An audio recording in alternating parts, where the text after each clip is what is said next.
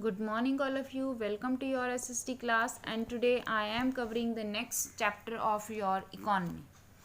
आज हम इकोनॉमिक्स का सेकेंड चैप्टर रीड करेंगे. The name of the chapter is sectors of Indian economy. Sectors of Indian economy. First of all, you must know the meaning of the chapter. What do you mean by the sectors? Economy you all know mean अर्थव्यवस्था, कि country की जो आर्थिक स्थिति है, जो अर्थव्यवस्था है वो कैसी है. और सेक्टर्स का मतलब है कि हमारी जो इकोनॉमिक एक्टिविटीज़ हैं वो किन क्षेत्रों के अंदर हम आते हैं, किन क्षेत्रों के अंदर लेकर आते हैं, कौन से एरियाज़ हैं इकॉनमी जिन पर वर्क करती है. That is sectors. वो सेक्टर्स है जिन सेक्टर्स पर हमारी इकॉनमी वर्क कर रही है. ठीक है, तो sectors of Indian economy. In this chapter exactly we will learn about all type of economic activities that is done by us. सभी एक्टिविटीज़ जो कि हमारे द्वारा की जा रही हैं. ठीक है, जैसे कि हम अब यहाँ पर दो तरह की एक्टिविटीज़ होती हैं बच्चे, जो मैंने आपको लास्ट चैप्टर में तो नहीं, क्लास 9th में हमने पढ़ी थी. Market activities and non market activities, जिसको हमने we also said that economic activities and non economic activities. So in this chapter we will learn about the economic activities. हम सारी की सारी इकोनॉमिक एक्टिविटीज़ को पढ़ेंगे. हम मार्केट में जा रहे हैं, कोई परचेज़ कर रहे हैं, या हम जॉब कर रहे हैं, हम अपना कोई बिज़नेस कर रहे हैं, हम टीचर हैं, लॉयर हैं, डॉक्टर हैं, या फिर हम कोई ड्राइवर या कम्युनिकेशन वाले किसी डिपार्टमेंट में हैं, तो हम कहीं सर्विस कर रहे हैं, तो हम क्या कर रहे हैं, हम इकोनॉमिक एक्टिविटीज़ कर रहे हैं.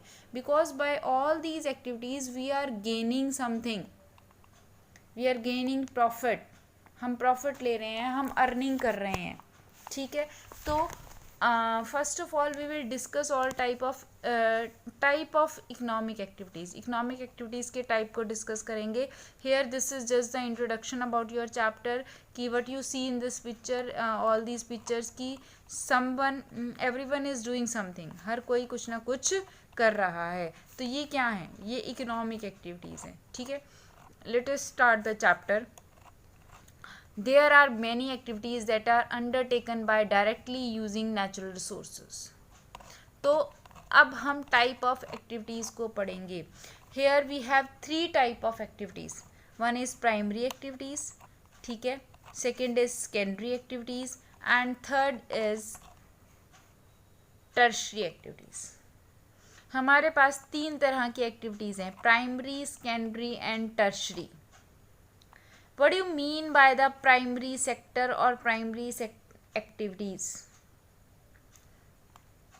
Primary sector activities are those activities, those are directly related to the nature, जो कि हमारे नेचुरल रिसोर्सेज से डायरेक्टली रिलेट करती हैं. हम डायरेक्टली जहाँ पर नेचर के पास जाते हैं और वर्क कर रहे हैं, like agriculture, we directly go to the land and cultivating the crops. हम क्रॉप्स को कल्टीवेट कर रहे हैं, तो हम नेचर को यूज़ कर रहे हैं, वो प्राइमरी एक्टिविटीज़ है. इसी तरह से when we are doing mining, जब हम माइनिंग कर रहे हैं, at that time also we are using natural things, और बाय नेचर अर्थ से जो मिनरल्स हैं उनको डिग आउट कर रहे हैं, तो वो भी एक प्राइमरी एक्टिविटीज़ है. Just like poultry farming, dairy farming, fishing, all these are primary activities. ये हमारी सारी की सारी प्राइमरी सेक्टर की एक्टिविटीज़ हैं. And take for the example of cultivation of cotton, it take place within a crop season for the growth of the cotton plant.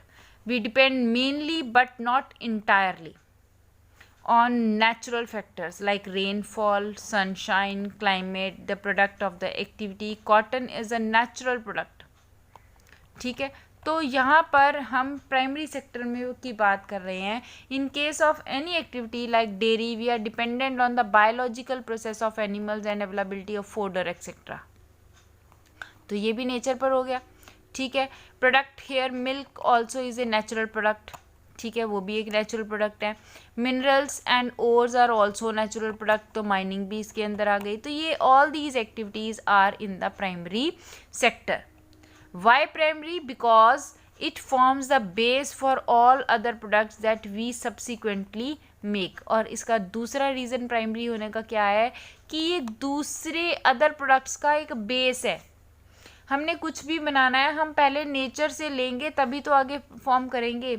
हमने suppose हमने iron से मेटल से थिंग्स को बनाया, फॉर्म किया, but हमने एग्जैक्टली मेटल कहाँ से लिया? Metal from the nature.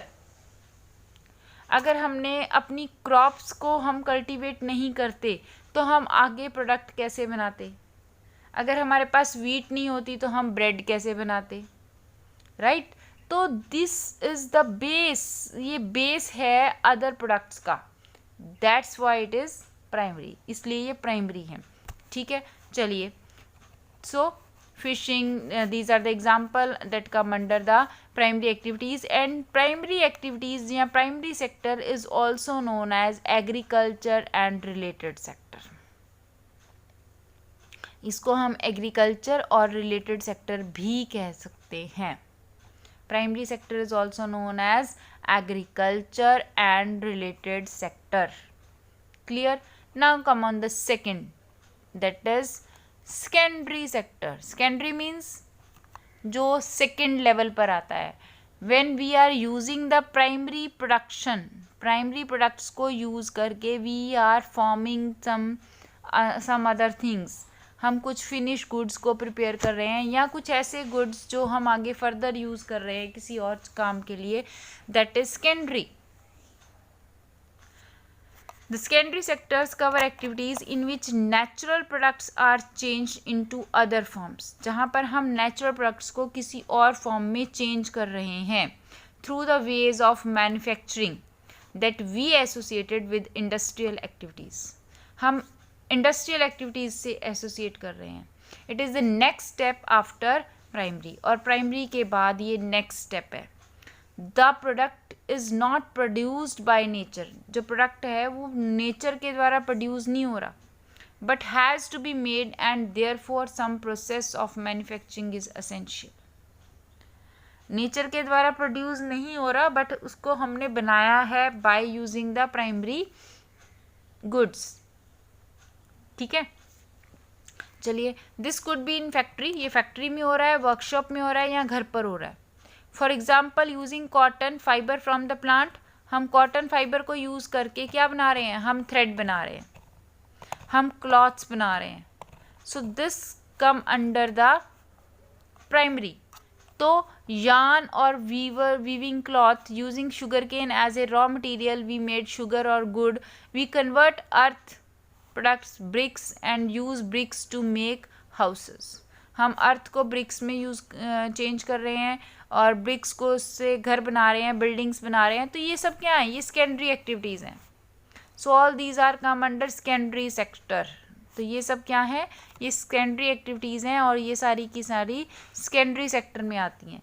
And this is also known as industrial sector because all these things are gradually formed in industries. ये सभी चीज़ें, कॉटन से क्लॉथ्स बनाना, it formed in industries. Sugar cane से sugar बनाना, it is in sugar industry. Metal से iron steel बनाना, steel को आगे थिंग्स में कन्वर्ट करना, इट इज़ इन इंडस्ट्री. तो this is also known as industrial sector. That's why it is known as industrial sector. इसलिए हम इसको इंडस्ट्रियल सेक्टर भी कहते हैं. Now come on the next. After primary and secondary, there is a third category of activities. Third category of activities that falls under tertiary sector, जो कि tertiary sector में आती है. tertiary मतलब third. अब third sector में क्या आएगा?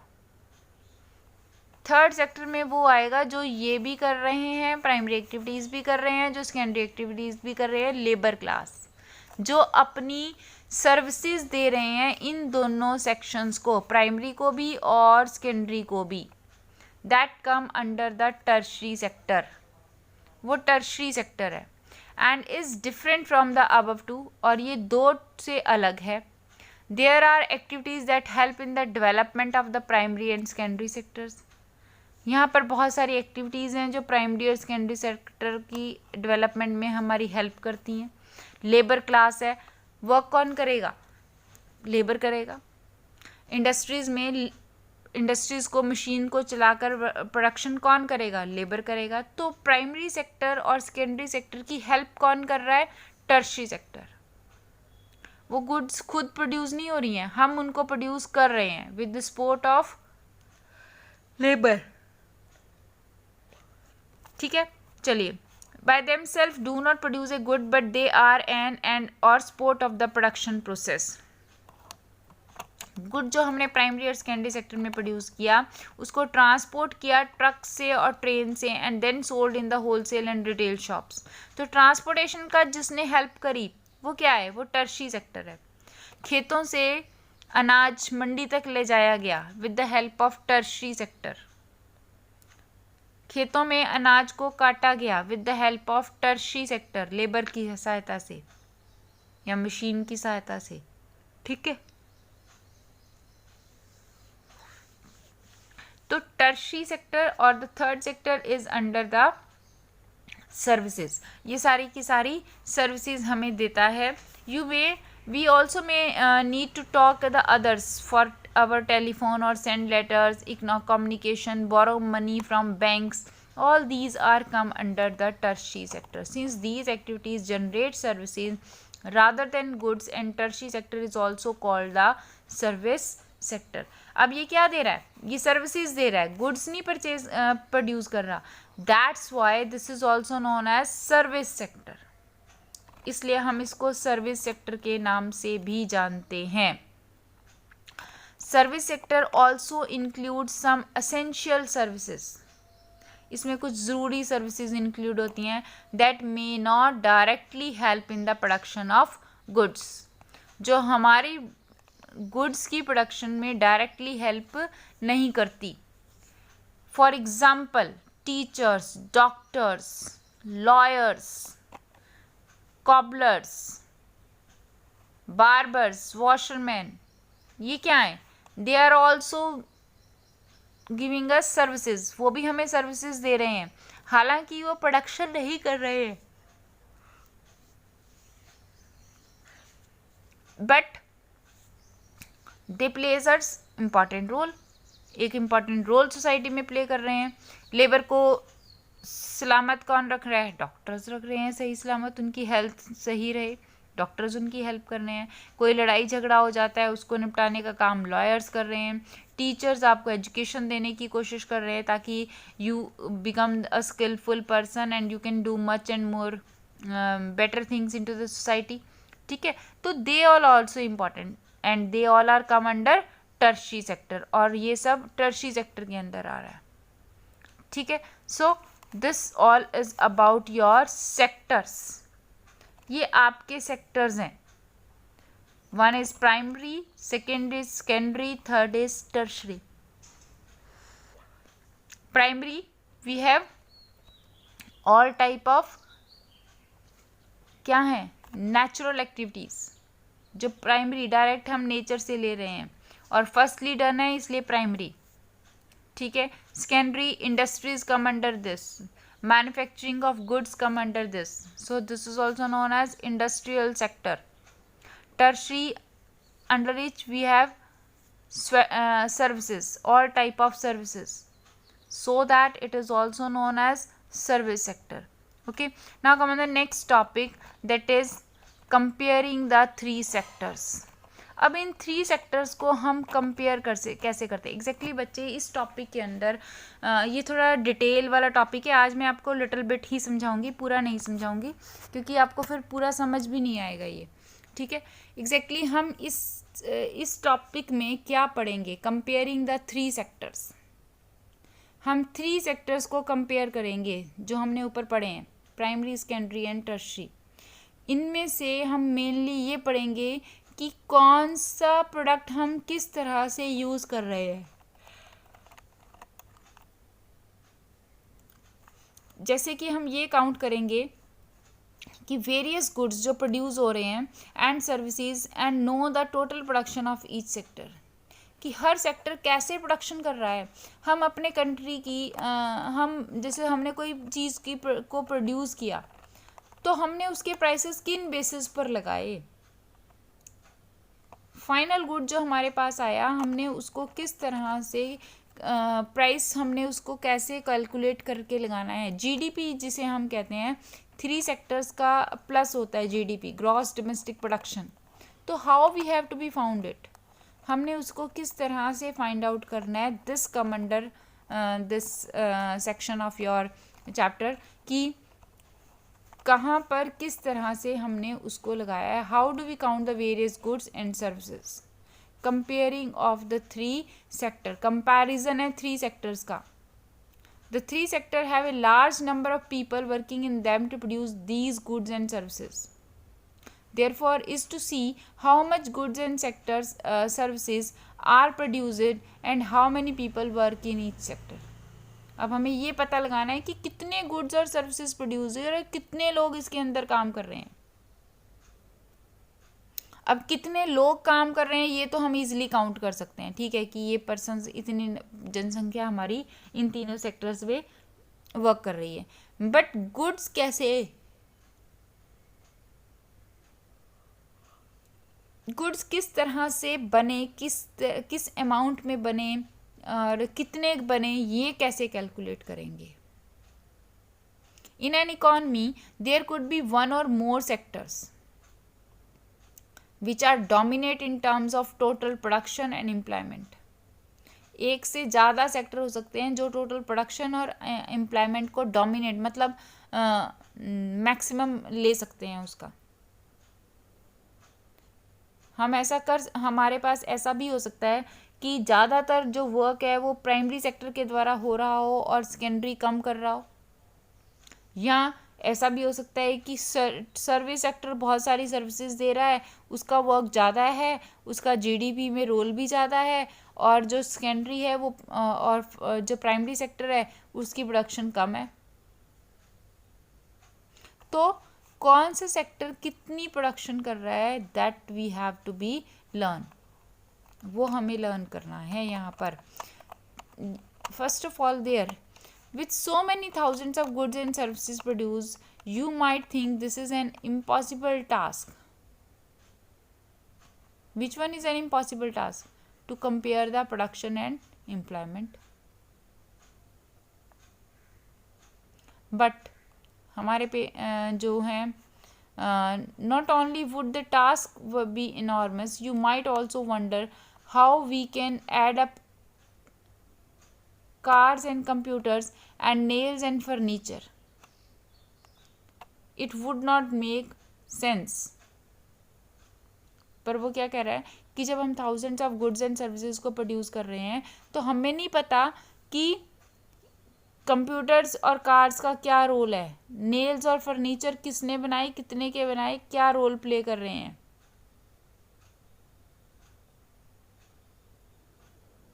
और अगर हम लिटिल बिट जाएं तो ये it would not make sense, ये सेंस भी क्रिएट नहीं करते। कैसे काउंट करेंगे हम गुड्स को।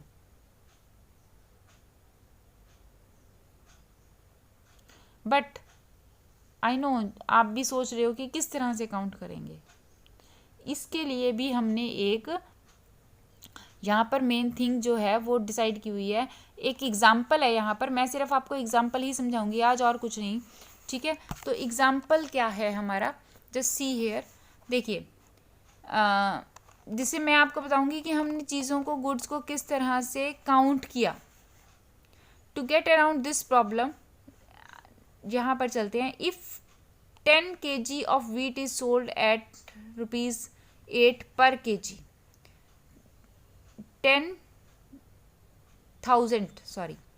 10,000 kg जो वीट है उसको ₹8 पर kg के हिसाब से बेच दिया गया, तो 10,000 किलो बेची ना, तो उसके 8 रुपये से हम उसको मल्टीप्लाई करेंगे, हमारे पास टोटल वीट जो हमने सेल की वो 18,000 रुपीज़ में हमने सेल की, ठीक है। But the value of 5,000 coconuts at ₹10 per coconut will be ₹50,000। अब देखो, वीट तो हमने 80,000 की सेल की, कोकोनट हम कर रहे हैं 50,000 में। Similarly the value of goods and services in the 3 sectors are calculated and then added up.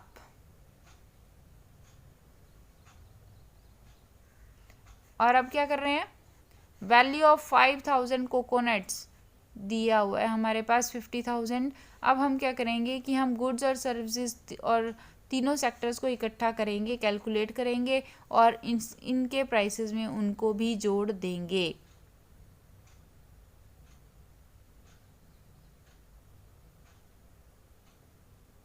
ठीक है। सो दिस इज, यहाँ पर हम क्या बता रहे हैं मेनली कि हमने क्या किया, प्रोडक्शन की डिफर, ठीक है, और तीनों की सम अप कर दिया, तीनों को इकट्ठा कर दिया, गुड्स को भी सर्विसेज को भी। वीट को खेतों तक कौन लेकर जाएगा हमने उसको नहीं ध्यान में रखा, हमने टोटल उसका प्राइस निकाल दिया 80 रुपीज़। ऐसे ही जो हमने कोकोनट से कोकोनट ऑयल बनाया, उसमें भी हमने ये नहीं किया कि हाँ हमारे पास कितने कोकोनट आए, हमने कितने पैसे इंडस्ट्री में दिए, हमने कितने पैसे लेबर में दिए। No, we have the sum up, हमने सम अप कर दिया, उन सबको ऐड कर दिया कि 15,000 रुपीज़ हमारे टोटल लग गए। ठीक है, तो इसे हम ग्रॉस डोमेस्टिक प्रोडक्शन भी कहते हैं। Let us see in the next video, हम ये सब कुछ नेक्स्ट वीडियो में डिस्कस करेंगे कि कहाँ पर किस तरह से फाइनल गुड्स को यूज़ किया जाता है, how they are working and how they come under our sectors, कि वो हमारे सेक्टर्स में किस तरह से कैसे इम्पोर्टेंट रोल जो है वो प्ले कर रहे हैं। क्लियर? कल पढ़ेंगे फाइनल गुड्स क्या होते हैं और सर्विसेज क्या हैं। फाइनल गुड्स फिर भी मैं आपको एक बार बता देती हूँ कि जो फाइनली तैयार होकर आ रहा है वो फाइनल गुड है, पर किस तरह से उसका प्राइस कैसे डिसाइड हुआ, let's we have to be discuss. Clear? Okay, thank you.